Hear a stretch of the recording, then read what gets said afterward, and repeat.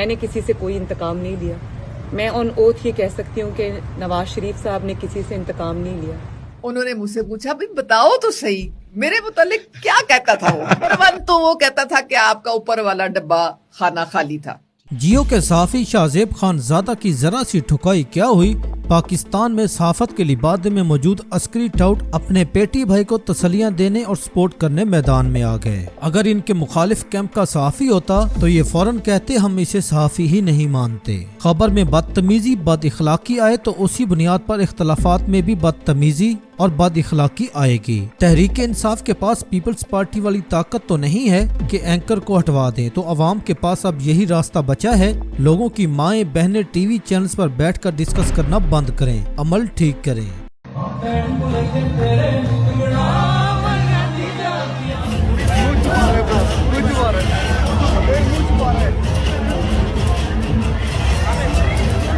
کہ ملزمہ کے وکلا کی جانب سے دلائل کے دوران درخواست گزار کی ماہواریوں کے بارے میں 2 موقف اپنائے گئے ہیں. آپ اس چیڑے صحافی کی بہادری دیکھیں. ایک شخص نے کیمرہ کھول کے 2 سوال کیا کر لیے، یہ فوراً بھاگا اپنی بیوی کے پیچھے جا کر چھپ گیا. یہ ہے ان کی مردانگی. اور لگتا ہے موصوف چھوٹی سی چھترول کو دل پر لے بیٹھے ہیں اور یہ غم بھلانے کے لیے بیوی سمیت ایک ڈسکو کلب میں جا پہنچے. ذلیل ہونے کے بعد شاہزیب خان زادہ کلب میں پکڑا گیا.